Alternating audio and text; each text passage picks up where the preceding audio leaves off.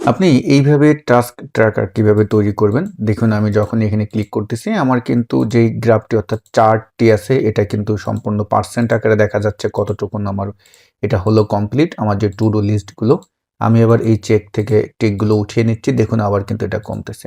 তো এটা আমরা মাইক্রোসফট এক্সেলে কিভাবে তৈরি করব আজকের এই ভিডিওটিতে দেখব। প্রথমে যে কাজটি করবেন ফরম্যাটটি খুব সুন্দরভাবে তৈরি করে নেবেন। এটা বেসিক কাজ আশা করি আপনারা করতে পারবেন। এবং তারপরে আমরা যে কাজটি করব এই যে চেক আছে চেকের এই এরিয়াটা সিলেক্ট করে আমরা চলে যাব রিবন বার থেকে ইনসার্ট মেনুতে কন্ট্রোলস নামে যে গ্রুপ আছে সেখান থেকে চেক বক্সে ক্লিক করব।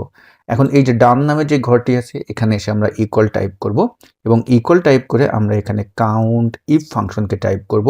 কাউন্ট ইফের রেঞ্জ হবে আমাদের এই চেক যতটুকুনি আছে এই রেঞ্জটা, এইটা কমা আমার ক্রাইটেরিয়া কি যদি ট্রু হয় তাহলে আমার এখানে কতগুলো ট্রু আছে সেটা দেখাবে এবং আমরা ভাগ দিব কাউন্ট এ ফাংশন দিয়ে। কাউন্ট এর আমরা যে ভ্যালু নিব সেই ভ্যালুটা নিব হলো এখানে যতগুলো হবে ততগুলো, তো আমরা এটা কাউন্ট করবে এটার সাথে ভাগ দিয়ে আমরা কি করে দিলাম এন্টার দিয়ে দিলাম। তাহলে এখানে দেখতে পারতেছেন 0 আছে, বাট যখন আপনি এখানে চেক দিবেন তখন কিন্তু পার্সেন্ট উঠে যাবে। তো আমরা এখন টু ডুর ঘরে এসে যেটা করব ইকুয়াল দিয়ে আমরা অন টাইপ করব। অন মানে আমরা এটাকে যেহেতু পার্সেন্টে কনভার্ট করব অন কিন্তু 100 হয়ে যাবে, মাইনাস দিব আমাদের এই ডান পাশে যেই পার্সেন্ট উঠবে এটার সাথে। তো আমরা এটা এন্টার দিলাম, চলে আসলো।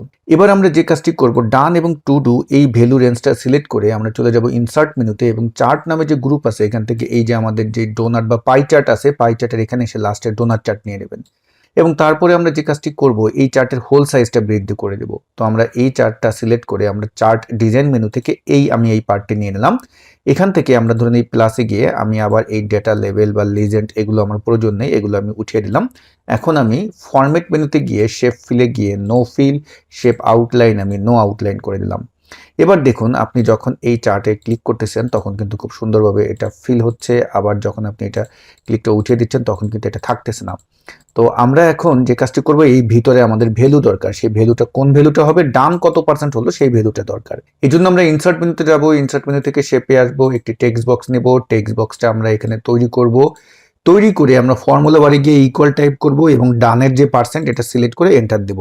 তারপরে এটাকে আমরা এখানে মাঝখানে আনবো এবং আমরা শেপ ফরম্যাট থেকে shape fill colour no fill করে দেবো, শেপ আউটলাইন নো আউটলাইন করে দেবো এবং এইটাকে সিলেক্ট করে আমরা মাঝখানে খুব সুন্দরভাবে বসিয়ে দেবো। আর যদি চান এটার ফন্ট সাইজ বৃদ্ধি করতে হোম মেনুতে গিয়ে ফন্ট সাইজটা আমরা বৃদ্ধি করে দেবো। দেখুন এটা একটু লং প্রসেস, এটা যদি আপনারা একটু বুঝতে চান বুঝে বুঝে কাজটা করতে চান তাহলে আমরা এই রিলেটেড একটা ভিডিও আমাদের ইউটিউব চ্যানেলে কিন্তু লং ভিডিও আপলোড দেবো। পরিপূর্ণ টিউটোরিয়ালটা কিন্তু আপনারা পেয়ে যাবেন, সুন্দরভাবে কিন্তু গাইডলাইনটা পেয়ে যাবেন। তো দেখুন আমি এখন এখানে যখনই চেক দিচ্ছি তখন কিন্তু দেখতে পারতেছেন এটা কিন্তু আমার খুব সুন্দরভাবে ফিল হয়ে যাচ্ছে। ক্লিয়ার?